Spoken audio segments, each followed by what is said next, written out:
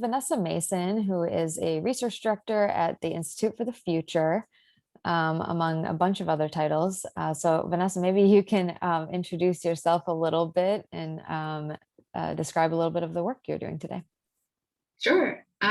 So yes, research director at Institute for the Future basically just means I work with individuals, communities, organizations, companies, helping them think systematically about the future.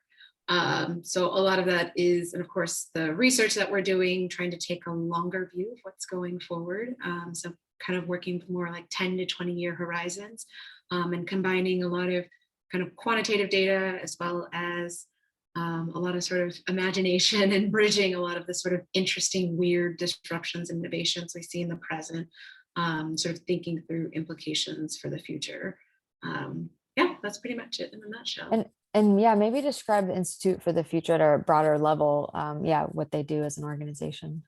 Sure. So we're a 53-year-old nonprofit, because it's New Year, that started basically our three co-founders, spun out of the Rand Corporation. They were some of the first folks working on packet switching, and basically came together and said, hey, it seems like this internet thing is going to be a big deal. Maybe we should think about the implications for society, and sort of the broader world. And so that's what we do at the Institute. A lot of what you could think of as sort of like a couple of fundamental principles are that we're not there to predict the future, but really what we are trying to do is to, like I said, sort of using that data and analysis combined with a lot of sort of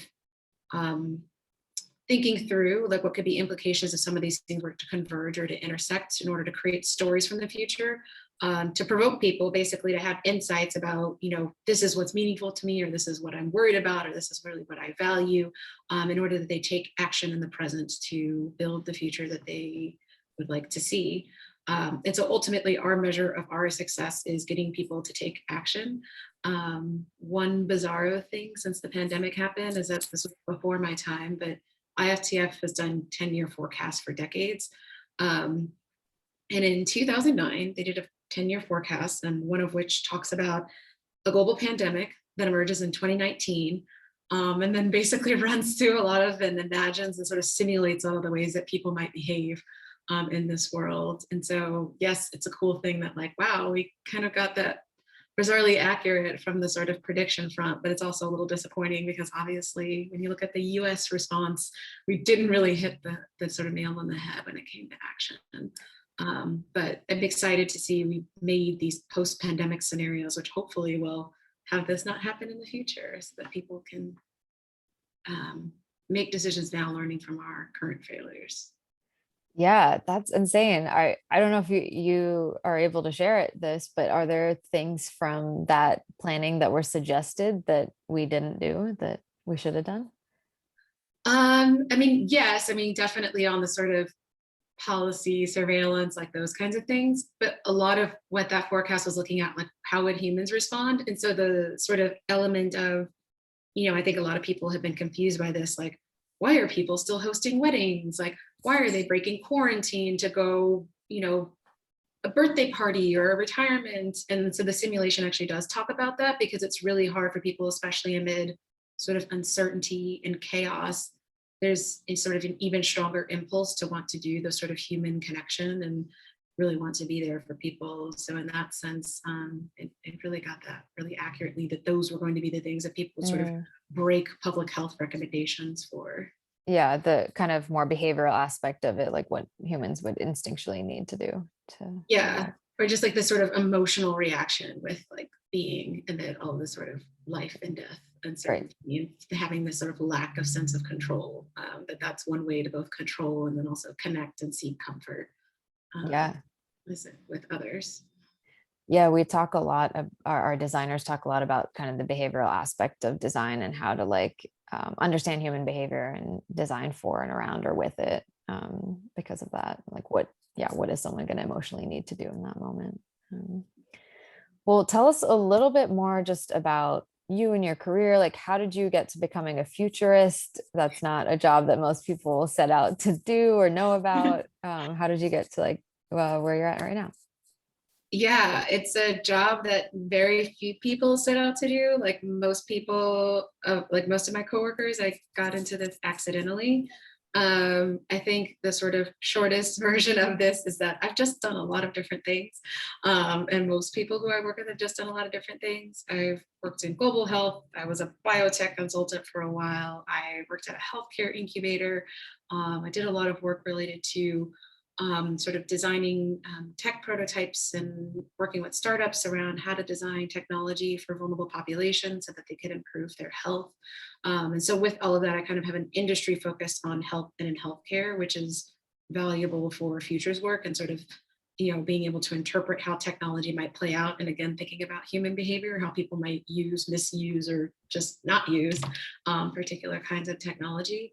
Um, so I think that's one element of it. I think the second element of it is that to be a futurist is to necessarily think in systems. And so my graduate school education is in public health. My undergrad is in psychology. So a lot of it is just sort of imagining and thinking about broader context and points of interconnection that might have influence. And so I think that has contributed to sort of kind of being leaning towards a futures lens, but it definitely is kind of a role that I've been learning as I've been doing it. But I think one that ultimately fits, like if I had known that this existed, I probably would have pursued it, which is Yeah. why I try to talk more about futures generally, because I do think that's probably something that a lot of people will be very, very good at doing. What's something that's helped you hone in? I guess, what are the skills that are needed to be a futurist, and what are things that have helped you hone in on those skills or improve those skills? Yeah, I mean, I think a lot of it might be having a subject area of expertise. So, are you kind of like a health futurist? Are you like a climate futurist? That's certainly some of it. Some of it also is too, is like I said, like that sort of systems thinking. So, looking for points of interconnection and where things might not just be symptoms, but rather thinking about root causes and thinking about context. I think that's also a really useful skill set. And then I think, I always highlight the sort of right brain and left brain aspect of this work. Like a lot of it is kind of thinking about data and analysis and tracking trends and statistics.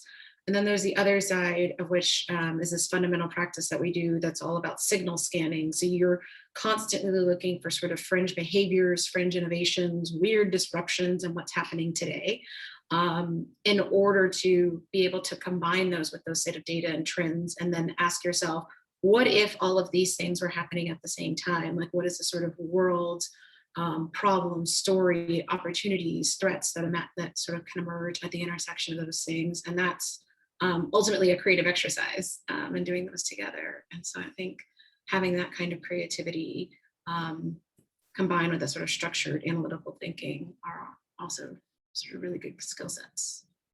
Yeah, you're starting to touch on kind of the creative piece of it. Like, is there, I assume there's kind of a designer role towards the end of that process when you're piecing things together. Like, what's the design role in the futurism skill set?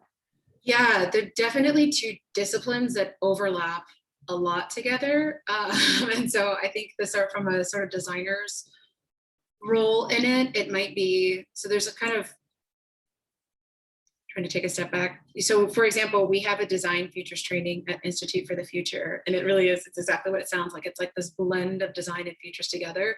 A lot of the futures part of it is the sort of vision creation aspect of it, but the design piece is like, how can you design experiences or sort of tactile objects and sort of get to that place of getting people to kind of pre-experience the future so that they can have that insight and then take action. And so I think where the design piece really takes hold is that, like, how can you sort of embody you know what might be, how can you embody a provocation, and how can you really begin to put yourself in the place of the user, the community, sort of organization, and how they may react, and what might be valuable for them as you're looking forward. And so that's where I really see the overlap. Futures is very much so about like systems and context and everything. And I think sometimes design doesn't always do that. But also they really pair very well together, discipline wise. What about the role of technology? Like how does that overlap with your work? So, I mean, oftentimes technologies are a lot of the disruptions and innovations that we're seeing. Yeah. It might be the actual technology itself, or it might be the way that people are using it. So, like one of my favorite signals that I've been sharing lately is that MIT Media Lab, they're always doing like very bizarre things, but they've created this kind of prototype process of using a sleep tracker and then kind of a combination of like software to be able to hack dreams. There's a lot of really interesting things that you can imagine that could come of that, and a lot of very like troubling things that could come from that. There's some, kind of correlation and sort of anecdotal evidence that it might be a mental health treatment. That like this is a way maybe to treat things like schizophrenia, bipolar disorder, which is amazing. And then there's obviously the creepy implications of like, is this going to be the newest front of advertising? Is this going to be the way that I'm like brainwashed and I don't even know it? Like all of those sort of weird, creepy ethical things come in play too. And you so and that's just centered on just like the technology itself and just imagining the use case. It doesn't even get into, well, if this were to make it to market or be available, how might people even discover new ways of doing it? How might it change our social interactions? How might it change the way we think about sleep? Maybe we take naps and we do this to sort of optimize our brains to be able to work more. And so then we start working 12 hours a day instead of 8. I think that's really where the sort of technology comes in, is that it sparks a lot of questions, necessarily because humans react and respond to technology. Yeah. So yeah, there's the technology aspect itself, but then there's all the kind of social interaction, social Yeah. science side, yeah, combined with it. Yeah. Um, well, I'd love to know more about things you're working on and projects or initiatives you're excited about, and yeah, what you have going on today. Sure. So every year with this program called Vantage, we have this huge research agenda that's around the 10-year forecast that I mentioned. So my first year that I was at IFTF, it was around power and understanding how power was shifting throughout the world. Last year, it was really around this question of future-ready organizations, like how can organizations better kind of sense and anticipate what might be happening and be ready to act. And then this year, we're really looking at climate positive organizations. So in the face of climate change, how can we not just become merely carbon neutral, but really thinking about how we might be adding to the climate, actually improving and becoming better and becoming more stable and more hospitable. So that's something, a really interesting exercise. Like I'm really focusing on a lot of the sort of social, emotional, and cultural shifts that are either going to be required or that might emerge as a result of the climate crisis. And so I think that's a really interesting space to be in. Like I always like thinking about human behavior. And then the second thing that I'm really excited about is that I write a newsletter called The Future of Belonging. So that's really looking at in what ways are we seeking safety, so physical and psychological safety, emotional connection to others, and then spaces for meaning and sense making in light of the sort of huge changes that the world is going through. And so that's a really cool thing. I've been doing this event series with that, that's like imagining or creating scenarios of belonging at work that aren't just, being surveilled to no end, but rather how can work be a place of care? How can work be a place of connection? And what sort of can emerge from that. Yeah. What are the events centered around? Is it like designing for that or trying things out or? Yeah, so it's like a number of activities that kind of like generate a lot of like in the beginning, it was a lot around like generating a lot of like insights around like kind of like how did we get to where we are. I think that's where the sort of context, a lot of being a good futurist is actually being a good historian. So we start off with this exercise called looking back to look forward. And we have this huge timeline of basically the sort of beginning of America basically to present, and looking at, business trends, historical events, policies, like all these sort of like modes of thinking that are informing how we practice work today. And then a lot of the sort of other things are, like I said before, looking for signals and then doing some exercises to kind of combine those together to be able to sort of initially come to some early forecasts. And then what we've been doing the last few sessions are actually writing those scenarios. So thinking about pulling those sort of what are called drivers, so the trends that are moving forward, some of these disruptions, and really starting to get into deeper, richer stories about belonging at work. And so it's focused on the history and the current stories about belonging. Is it also focused on how to create the belonging or new ways How to of create the belonging in new ways, okay. what might facilitate that, and also what might impede it, and what Mm, does belonging look like. So one of, like, to give you an example, one of them is looking at this notion of one forecast is forced empathy for climate change deniers. And it's one of those things that, you know, when you kind of take a step back, you're like, well, of course, like that's great. Like climate change deniers won't be able to do that. They'll be able to see like how their thinking does that.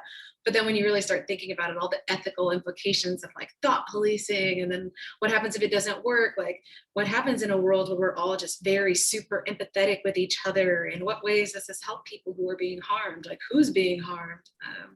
And so a lot of the scenarios are kind of playing out those sort of things, and I'm imagining ways in which that might move or shift sort of how we think about belonging at work because of that. yeah. I love the idea of being a good futurist means you have to be a good historian and like setting up the contain like I guess we all really participate in these containers, whether it's work or home life or our communities. And like there are certain norms set up in those by like decades or centuries of history. Yeah, like one of the methods that we use is called causal layered analysis, and it really is about that. It's both about history, but more fundamentally about like what are the sort of like under the surface kind of norms and worldviews Mm, that are part and parcel of how we understand problems, and then beginning to think of like what are the sort of narrative and sort of value shifts that are necessary in order for the world to be different. So. how do you tackle that when like so much of history is like oppression and things that haven't fully changed and like we still have to like play in that world? Yeah, well, that's part of it is surfacing it, right? Like calling things what they are, which I don't think the United States is good at as a country, at least in terms of mainstream culture, like calling things what they are. Um, I do think that a lot of it is too like recognizing that there are people who are calling things what they are and understanding ways in which their stories carry power, how they can carry greater power, and like and in what ways can that power be exercised to have that become a more dominant narrative. Like, you know, we certainly can think about history, and there certainly have been narrative shifts, like obviously not on the very core like of oppression, but I do think in a lot of ways much of that has changed, and that has required work on the part of a lot of people who were not able to see the fruits of that labor. And so I think a lot of the work that at least that and what I look toward like futures and why I get excited about it, it's like, okay, well, this is an opportunity to get both everyone in doing this work, and then also everyone in doing the work of, you know, not just limiting ourselves to the sort of weight of history, but really trying to find ways in which we can really and truly um, do things differently.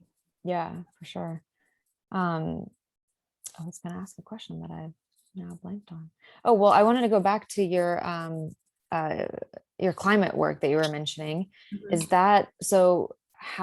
What is the output of that? Is it kind of like a 10-year report, or I think you'd mentioned it was part of something?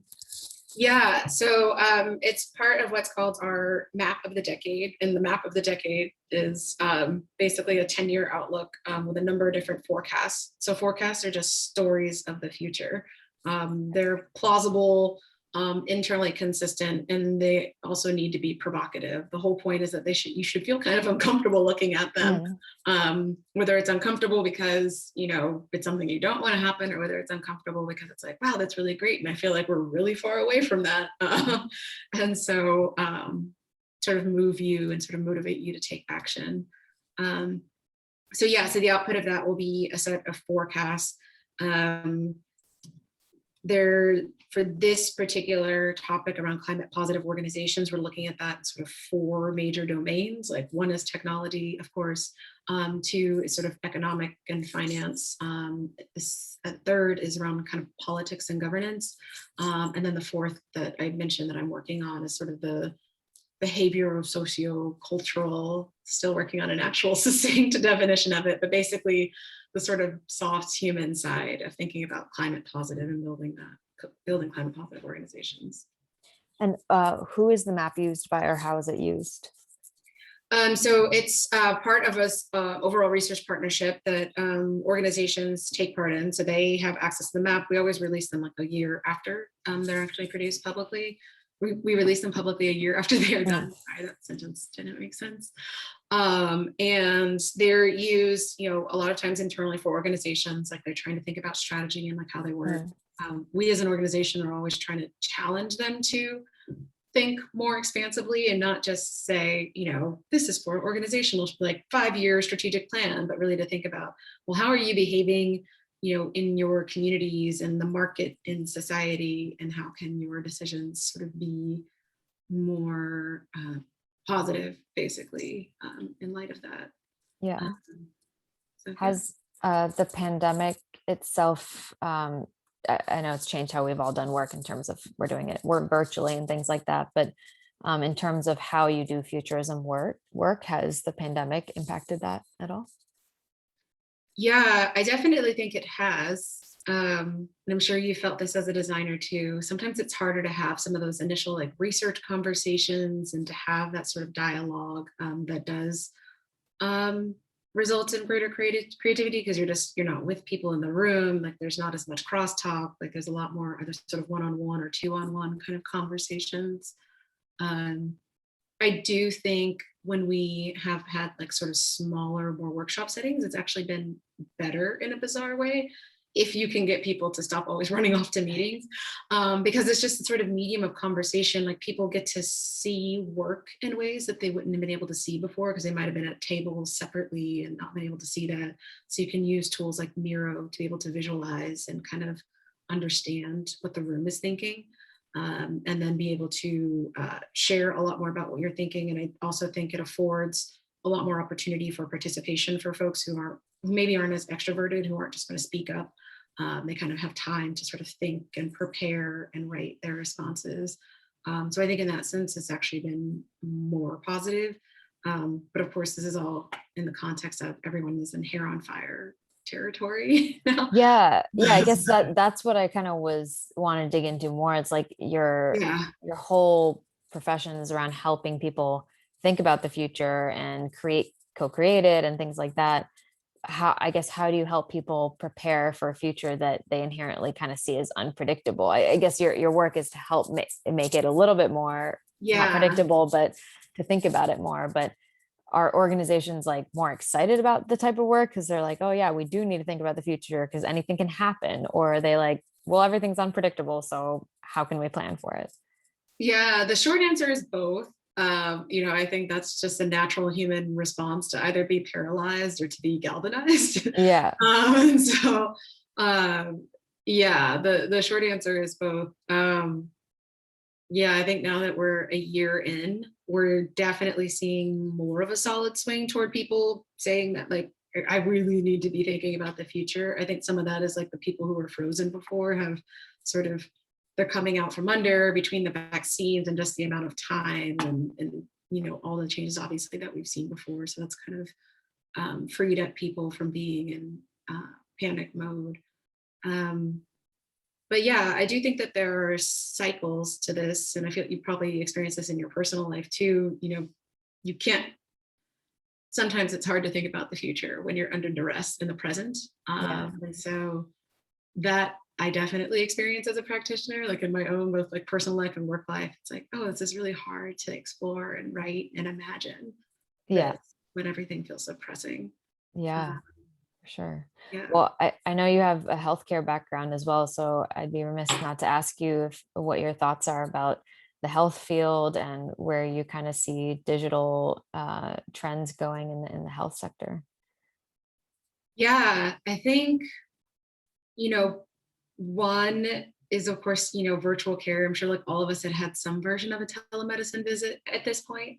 And so from a consumer acceptance piece, like that's a lot more normal. I don't think that people are going to necessarily go 100% virtual. Like a lot of like all of our forecasts when we talk about impact of technology usually is some version of like this won't be a replacement kind of thing. It'll be much more of a kind of augmentation.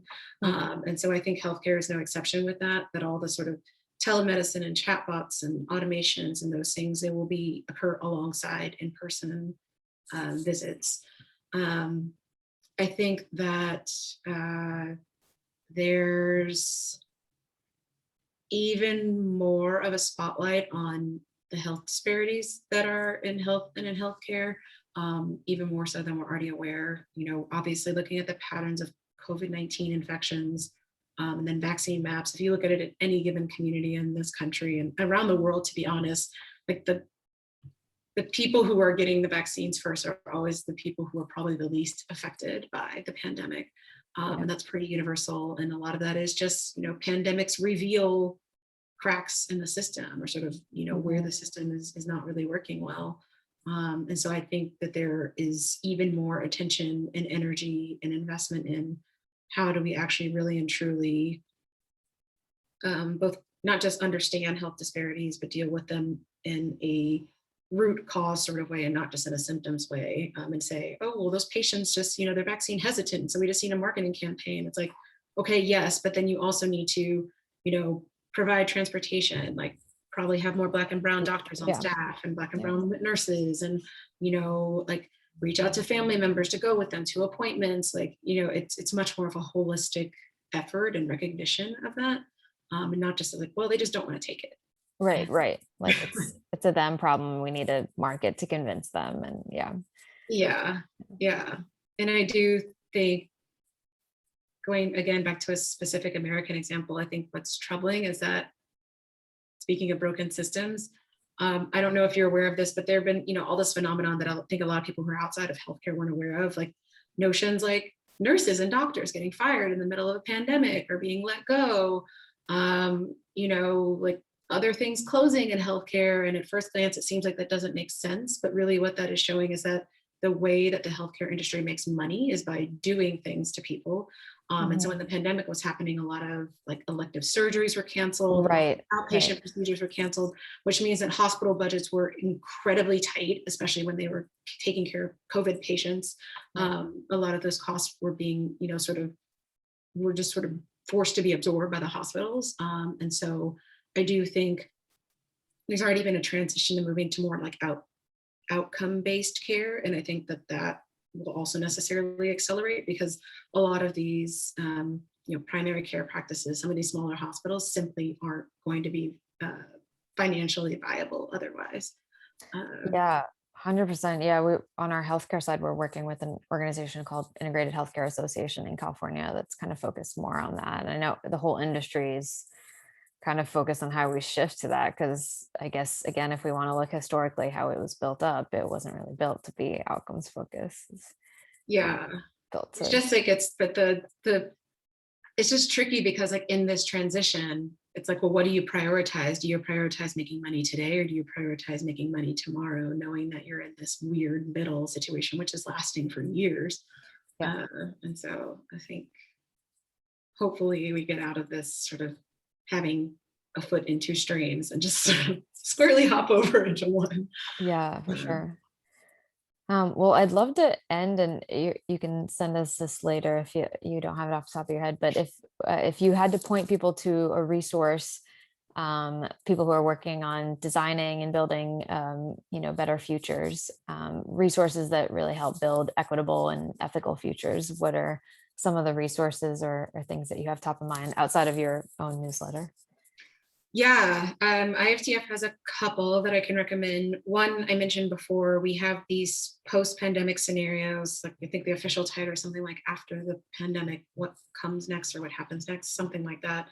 So those are a set of 4 alternative future scenarios. And then there's a toolkit that accompanies that as well, that really begins to think through what are sort of different pathways to transforming the world we live in a way that is more equitable and centered on the well-being of people.